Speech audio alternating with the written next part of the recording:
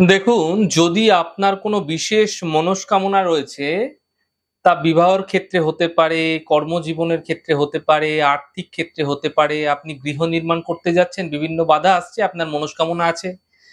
স্বাস্থ্যের ক্ষেত্রে হতে পারে, বিভিন্ন ধরনের আপনার মনস্কামনা রয়েছে। কোনো বিশেষ মনস্কামনা রয়েছে, সেই মনস্কামনা আপনি পূর্ণ করতে চাইছেন। কিন্তু বিভিন্ন ধরনের বাধা আসছে, বিঘ্ন আসছে। এমন ক্ষেত্রে আপনারা এই উপায়টি করতে পারেন। জানবেন এই উপায়টি যদি আপনি করছেন না, যদি একটু সময়ও লাগছে, তাহলেও আপনার মানসিক ইচ্ছা পূর্ণ হবেই হবে।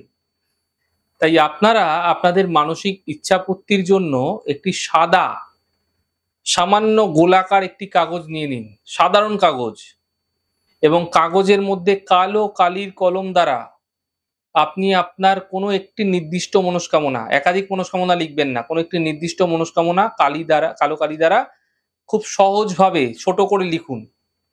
আপনার যে মানসিক ইচ্ছাটি রয়েছে, যেই ইচ্ছাটি আপনি পূর্ণ করতে চাইছেন, সেই ইচ্ছাটিকে আপনারা পজিটিভলি লিখুন, ছোট করে লিখবেন।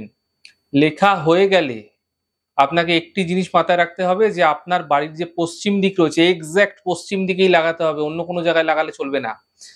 তো পশ্চিম দিকের দেওয়ালে আপনারা উঁচু কোনো জায়গায় লাগিয়ে দিন, এমন জায়গায় লাগাবেন যেন যার তার চোখ সেখানে না পড়ে, এরমভাবে লাগাবেন। তো এইভাবে লাগিয়ে আপনি রেখে দিন। এতে আপনার মানসিক ইচ্ছা প্রাপ্তির ক্ষেত্রে এই সাধারণ কাগজ আপনাকে অবশ্যই সহায়তা করবে এবং আপনার ইচ্ছা পূরণ হবেই হবে। দেখুন, পশ্চিম দিকে রাখতে বলার কারণ কি? তা হচ্ছে বাস্তুমতে এই জোনটিকে পুষ্পদন্ত যে দেবতা আছে, সেই দেবতা কন্ট্রোল করে থাকে।